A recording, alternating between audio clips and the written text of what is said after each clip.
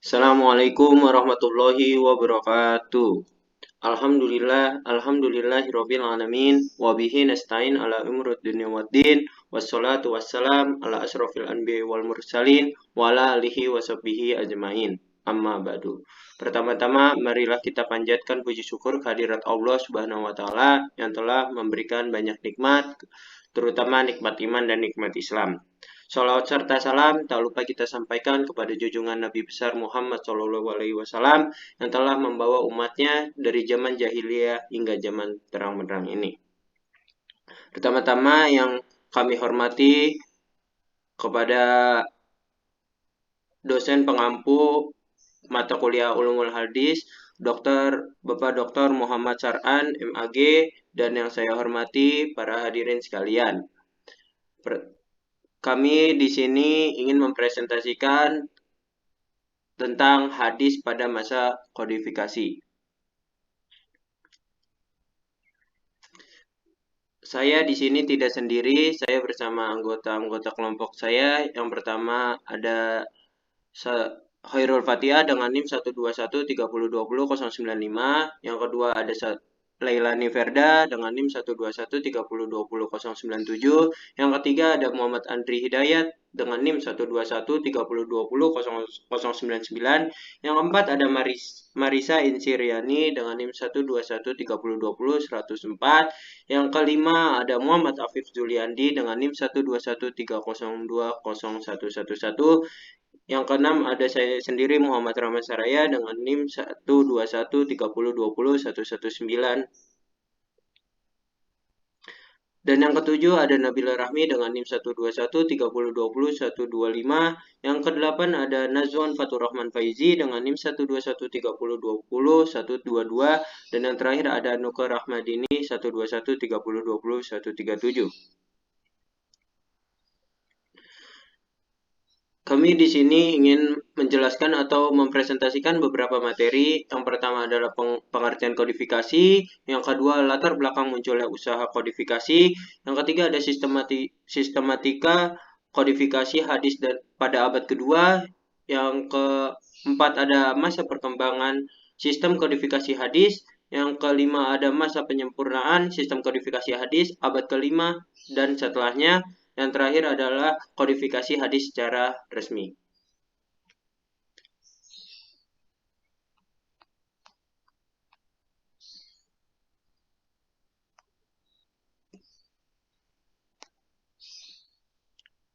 Dan materi pertama tentang pengertian kodifikasi hadis akan dijelaskan oleh rekan kami yang bernama Muhammad Andri Hidayat. Waktu dan tempat kami persilakan. Baik, terima kasih kepada moderator yang telah memberikan saya kesempatan. Di sini saya akan menjelaskan mengenai pengertian kodifikasi hadis. Jadi kodifikasi hadis pada periode ini adalah pembukuan hadis secara resmi yang diabadikan dalam bentuk tulisan atas perintah seorang kepala negara dengan melibatkan orang-orang yang mempunyai keahlian di bidangnya. Tidak seperti kodifikasi yang terjadi pada masa Rasulullah SAW yang dilakukan secara individu atau kepentingan pribadi. Nah, usaha kodifikasi mulai dilaksanakan pada masa pemerintahan Khalifah Umar bin Abdul Aziz, yaitu Khalifah ke-8 Bani Umayyah. Melalui instruksi beliau kepada wali kota Madinah, yakni Abu Bakar bin Muhammad bin Amr bin Hazm yang berbunyi, tulislah untukku hadis Rasulullah SAW yang ada padamu melalui hadis Amrah atau binti Abdurrahman, sebab aku takut akan hilang dan punahnya ilmu. Riwayat Al-Darimi. Nah, atas instruksi ini Ibnu Hazm lalu mengumpulkan hadis Nabi baik yang ada di dirinya maupun pada Amrah, murid dari Siti Aisyah. Di samping itu, Khalifah Umar bin Abdul Aziz juga menulis surat kepada para pegawainya di seluruh wilayah kekuasaan yang isinya sama dengan isi surat kepada Ibnu Hazm. Orang pertama yang memenuhi dan mewujudkan keinginannya ialah seorang alim di Hijaz yang bernama Muhammad bin Muslim bin Syihab al-Az-Zuhri al-Madani tahun 124 Hijriah yang menghimpun hadis dalam sebuah kitab. Lalu Khalifah mengirimkan catatan itu ke setiap penjuru wilayahnya. Menurut para ulama, hadis-hadis yang dihimpun oleh Abu Bakar bin Hazm masih kurang lengkap, sedangkan hadis-hadis yang dihimpun oleh Syihab al-Zuhri dipandang lebih lengkap. Akan tetapi sayang sekali karena karya kedua tabi'in ini lenyap sehingga tidak sampai kepada generasi sekarang. Sekian penjelasan materi dari saya kembalikan lagi kepada moderator. Terima kasih rekan kami yang atas nama Muhammad Andri Hidayat yang telah menjelaskan tentang pengertian kodifikasi hadis. Selanjutnya,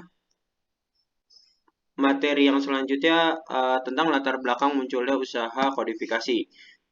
Materi ini akan dijelaskan dengan rekan kami yang bernama Nabila Rahmi. Waktu dan tempat kami persilakan.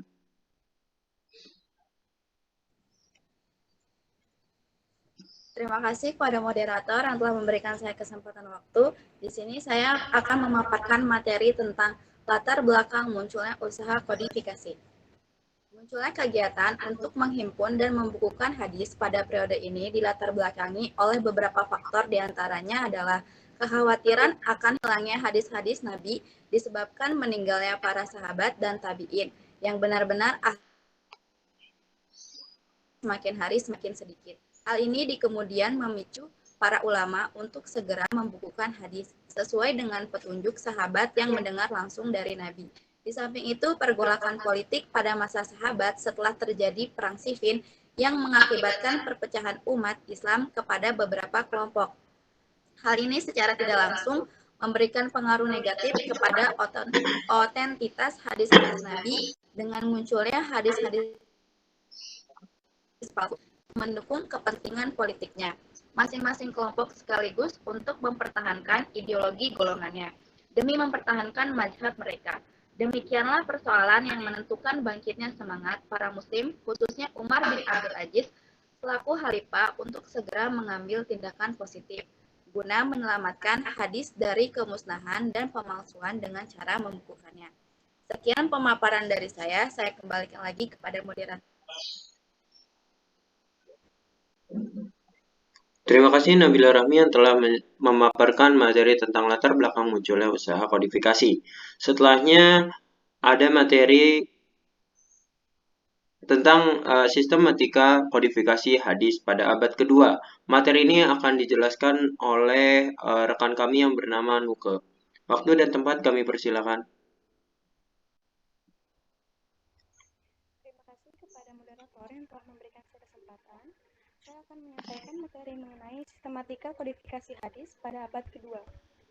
Terdorong oleh kemauan keras untuk mengumpulkan hadis periode awal kodifikasi, pada umumnya para ulama dalam membukukannya tidak melalui sistematika penulisan yang baik, dikarenakan usia kodifikasi yang relatif masih muda sehingga mereka belum sempat menyeleksi antara hadis Nabi dengan fatwa-fatwa sahabat dan tabi'in. Bahkan, lebih jauh dari itu, mereka belum mengklasifikasi hadis menurut kelompok-kelompoknya. Dengan demikian, karya ulama pada periode ini masih bercampur aduk antara hadis dengan fatwa sahabat dan tabi'in. Walhasil, bahwa kitab-kitab hadis karya ulama-ulama pada masa ini belum dipilah-pilah antara hadis marfu, mauquf, dan maqtu, dan di antara hadis sahih, hasan, dan dhaif. Namun, tidak berarti semua ulama hadis pada masa ini tidak ada yang membukukannya hadis dengan lebih sistematis, karena ternyata ada di antara mereka telah mempunyai inisiatif untuk menulis hadis secara tematik, seperti Imam Syafi'i yang mempunyai ide cemerlang mengumpulkan hadis-hadis berhubungan dengan masalah talak ke dalam sebuah hadis. Begitu juga karya Imam Ibnu Hamz yang hanya menghimpun hadis-hadis dari Nabi ke dalam sebuah kitab hadis atas instruksi dari Umar bin Abdul Aziz, yaitu jangan kau terima selain hadis dari Nabi Muhammad SAW saja. Kemudian, pembukuan hadis berkembang pesat di mana-mana seperti di kota Mekah. Hadis telah dibukukan oleh Ibnu Juraij dan Ibnu Ishaq. Di Madinah oleh Sa'id bin Abi Urubah, Rabi bin Sobi, dan Imam Malik. Di Basra oleh Hamad bin Salamah, di Kufa oleh Sufyan As-Sauri, di Syam oleh Abu Amr Az-Zawza'i, dan begitu seterusnya. Sekian yang dapat saya sampaikan. Saya kembalikan lagi kepada moderator. Terima kasih atas Nuka yang telah memaparkan materinya. Selanjutnya ada materi tentang masa pengembangan sistem kodifikasi hadis. Materi ini akan dipaparkan oleh rekan kami yang bernama Nazwan. Waktu dan tempat kami persilakan. terima kasih kepada saudara moderator karena telah menyelipkan waktu kepada saya untuk memaparkan materi yang keempat, yaitu masa pengembangan sistem kodifikasi hadis. Pada masa ini terjadi kodifikasi hadis yang dimulai pada masa Umar bin Abdul Aziz yang menginstruksikan pada Muhammad bin Syihab Az-Zuhri karena dia dinilai paling mampu dalam hadis. Sehingga pada masa ini lahir kodifikasi hadis secara resmi. Yang pertama adalah hadis pada awal sampai akhir pada abad 3 Hijriah. Masa kodifikasi dilanjutkan dengan masa seleksi hadis, yaitu upaya mudawin hadis menyeleksi hadis secara ketat. Masa ini dimulai ketika pemerintahan dipegang oleh dinasti Bani Abbasiyah, khususnya pada masa Al-Ma'mun. Pada periode ini, yakni periode tadwin atau kodifikasi, para ulama belum berhasil memisahkan beberapa hadis mauquf dan maqtu dari hadis marfu. Begitu pula halnya dengan memisahkan beberapa hadis dari yang doib dari yang sahih. Bahkan masih ada hadis maudhu yang tercampur pada hadis sahih. Pada masa ini, para ulama bersungguh-sungguh mengadakan penyaringan hadis yang diterimanya. Melalui kaidah-kaidah yang ditetapkannya, mereka berhasil memisahkan hadis-hadis yang doib dari yang sahih dan hadis-hadis yang mauquf dan yang maqtu dari yang ma'ruf.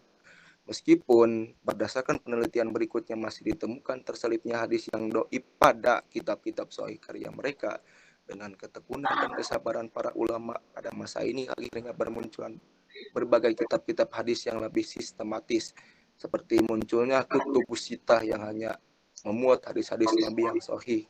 Yang pertama ada Al-Jami'us Shahih, sebuah karya Imam Bukhari dari tahun 194 sampai 252 Hijriah.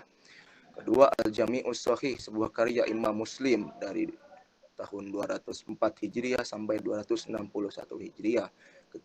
Ketiga ada kitab As-Sunan, karya Imam Abu Dawud dari 202 Hijriah sampai 275 Hijriah. Keempat, ada kitab As-Sunan, karya Imam Tirmizi dari tahun 200 sampai tahun 279 Hijriah. Kelima, ada kitab As-Sunan, karya Imam An-Nasa'i dari tahun 215 Hijriah sampai 302 Hijriah. Keenam, ada kitab As-Sunan, karya Ibnu Majah dari tahun 207 Hijriah sampai 273 Hijriah. Kedua, hadis pada abad 4 sampai pertengahan abad 6. Masa seleksi ini dilanjutkan pengembangan dan penyempurnaan sistem penyusunan kitab-kitab hadis. Masa ini disebut dengan masa pemeliharaan, penerbitan, penambahan, dan penghimpunan.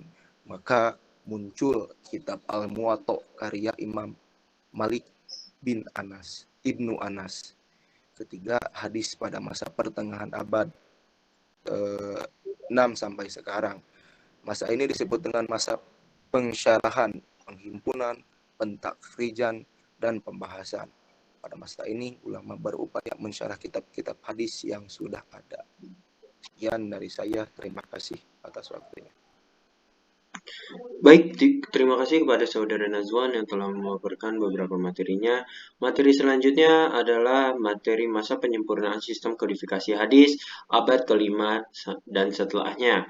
Materi ini akan dimaparkan oleh dua rekan kami yang bernama Ferda dan Marisa. Waktu dan tempat kami persilakan. Baik, terima kasih kepada moderator atas waktunya. Pada kesempatan kali ini saya akan menjelaskan tentang masa penyempurnaan sistem kodifikasi hadis pada abad kelima dan setelahnya. Pada masa-masa sebelumnya, tampak dengan jelas bahwa pembukuan hadis dari tahun ke tahun semakin menunjukkan perkembangan yang signifikan. Hal ini dikarenakan usaha keras dari para pendahulu yang mencurahkan segenap daya dan upaya mereka demi melestarikan hadis-hadis. Mereka berlomba-lomba untuk menemukan sistem yang baik dalam pembukuan hadis, mulai dari proses pembukuan yang masih acak hingga berkembang menjadi sebuah kitab yang merupakan kumpulan hadis yang lebih sistematis. Pada masa ini, abad kelima, ulama hadis cenderung lebih menyempurnakan sistem pembukuan hadis dengan cara mengklasifikasikannya dan menghimpun hadis-hadis dengan sesuai dan kebutuhan dan sifatnya ke dalam sebuah buku. Pertama, kitab-kitab hadis tentang hukum meliputi yang pertama Sunan Al-Kubra, sebuah karya Abu Bakar Ahmad bin Husain Ali Al-Baihaqi pada tahun 384 sampai dengan 458 Hijriah. Kedua, Muntaqal Akbar, sebuah karya Majduddin Al-Harani pada tahun 652 Hijriah.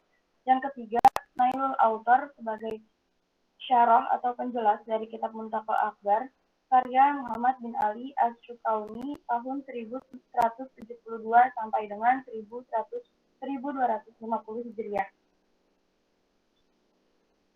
Kedua, kitab-kitab hadis tentang Taghrib wa Tartib meliputi yang pertama Al-Taghrib wa At-Tartib karya Imam Zakiyuddin Abdu Azim Al-Munziri tahun 656 Hijriah. Yang kedua, Dalil Al-Faqihin sebagai syarah dari kitab Riyadus Shalihin karya Muhammad Ibnu Alan Al-Siddiqi pada tahun 1057 Hijriah. Ketiga, kamus-kamus untuk memudahkan mentakhrij meliputi yang pertama, Al-Jami'us Shaghir fi Ahaditsi Bashir Nazir karya Imam Jalaluddin Suyuti pada tahun 849 sampai dengan 911 Hijriah. Yang kedua, Dakhairu Al-Mawarid fi Al-Dalalati ala Mawadi'il Hadis karya Said Abdul Ghani. Yang ketiga, Al-Mu'jam Al-Mudahharat li Al-Fadil Hadis An-Nabawi karya Dr. A.J. Winsing dan Dr. J.F. Mensing. Yang keempat, Miftahul Al-Sunnah karya Dr. Winsing. Selanjutnya, untuk materi selanjutnya akan disampaikan oleh teman saya. Kepada Marisa, dipersilakan. Baik, terima kasih kepada Ferda. Di sini saya akan melanjutkan materi tentang historis pada masa kelima. Pada periode sebelumnya dilakukan pembukuan tanpa adanya penyaringan. Hal itu yang menyebabkan banyak munculnya hadis-hadis palsu. Maka pada periode ini, para ulama lebih berhati-hati lagi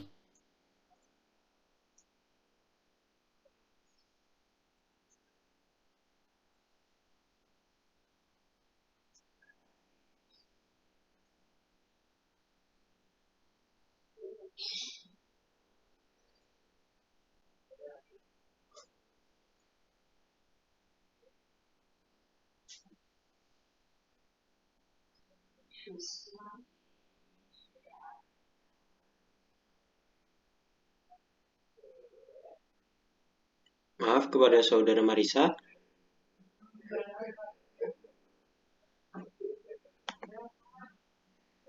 Halo.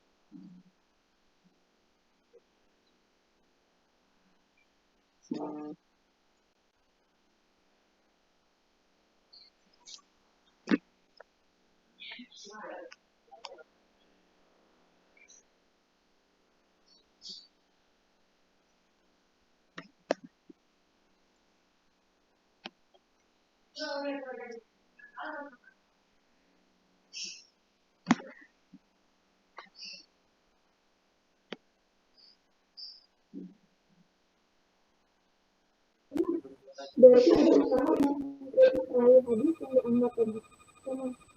Mereka juga tidak main-main akan adanya perawi yang dianggap lemah dalam meriwayatkan hadis sehingga dibuatnya undang-undang untuk menetapkan orang-orang yang diterima atau ditolak dalam meriwayatkan hadis. Mereka juga membuat undang-undang terkait dengan hadis dengan melihat derajat keberadaan hadis dengan membagi hadis menjadi dua, yakni sahih dan dhaif. Dan mereka juga membuat kaidah-kaidah bagi mensahihkan hadis, mensahihkan hadis dan mendhaifkan hadis. Sekian, saya kembalikan kepada moderator. Terima kasih Marisa atas waktunya yang telah dan Ferda yang telah memaparkan materinya. Materi selanjutnya adalah kodifikasi hadis secara resmi. Materi ini akan dijelaskan dengan rekan kami yang bernama Khairul dan Apip. Untuk itu, waktu dan tempat kami persilakan. Terima kasih kepada moderator yang sudah memberikan kami waktu untuk menjelaskan materi ini. Kodifikasi hadis secara resmi ialah pengumpulan dan penulisan hadis atas perintah khalifah atau penguasa daerah untuk disebarkan kepada masyarakat. Para ulama hadis sepakat mengatakan bahwa kodifikasi hadis mulai dilakukan oleh Khalifah Umar bin Abdul Aziz yang memerintahkan pada tahun 99 sampai 101 Hijriah. Berdasarkan beberapa riwayat, bahwa kekhawatiran akan hilangnya hadis dan lenyapnya para ulama hadis merupakan faktor utama yang menyebabkan Khalifah Umar bin Abdul Aziz untuk melakukan kodifikasi hadis. Faktor yang lain adalah timbulnya hadis maudhu sebagai akibat meluasnya wilayah Islam dan terjadinya perselisihan di kalangan kaum muslimin mendorong Khalifah untuk menghimpun dan membukukan hadis. Faktor-faktor penyebab dilakukannya kodifikasi hadis tersebut dapat diklasifikasikan menjadi dua, yaitu faktor internal dan faktor eksternal. Faktor internal yang pertama, pentingnya menjaga autentisitas dan eksistensi hadis, serta petunjuk untuk keselamatan dalam menempuh kehidupan dunia akhirat. Yang kedua, semangat untuk menjaga hadis sebagai salah satu warisan Nabi yang sangat berharga, yakni Al-Quran dan hadis. Jika umat Islam berpegang pada keduanya, mereka tidak akan tersesat selamanya. Yang ketiga, adanya kebolehan dan izin untuk menulis hadis pada saat itu. Yang keempat, para penghafal dan periwayatan hadis semakin berkurang karena meninggal dunia, baik disebabkan adanya peperangan maupun yang lainnya. Yang kelima, rasa bangga dan puas ketika mampu menjaga hadis Nabi dengan menghafal dan kemudian meriwayatkannya. Sekian dari saya. Untuk materi selanjutnya akan disampaikan oleh rekan saya, yaitu Muhammad Afif Juliandi. Kepadanya dipersilakan. Ya, terima kasih kepada Saudara Khairul telah memberikan saya kesempatan untuk melanjutkan menjelaskan mengenai tentang faktor eksternal. Yang pertama adalah penyebaran Islam dan semakin meluasnya daerah kekuasaan Islam sehingga banyak periwayatan hadis yang tersebar di berbagai daerah. Nah, yang kedua, kemunculan dan meluasnya pemalsuan hadis yang disebutkan oleh perbedaan politik dan aliran.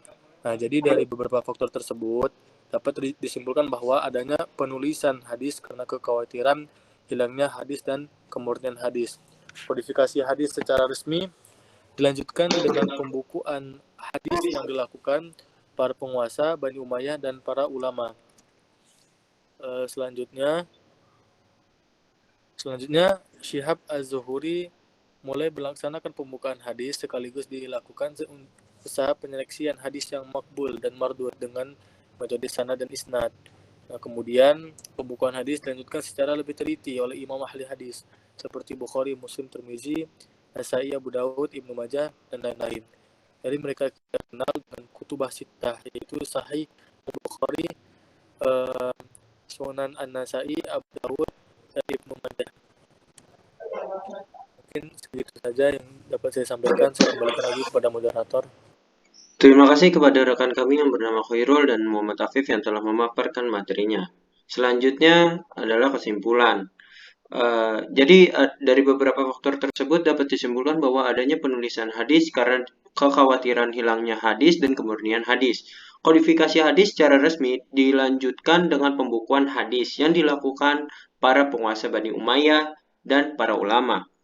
Selanjutnya Syihab Az-Zuhri tahun 9 sampai 124 Hijriah mulai melaksanakan pembukuan hadis sekaligus dilakukan usaha penyeleksian hadis yang makbul dan mardud dengan metode sanad dan isnad.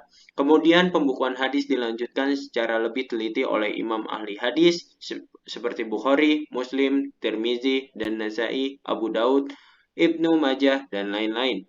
Dari mereka kita kenal dengan kutubus sittah, yaitu Sahih Al-Bukhari, Sahih Muslim, Sahih An-Nasai, Abu Daud, dan Ibnu Majah. Sekian presentasi yang telah kita paparkan dari kelompok 4. Kurang lebihnya mohon maaf. Wabillahi taufiq wal hidayah. Wassalamualaikum warahmatullahi wabarakatuh.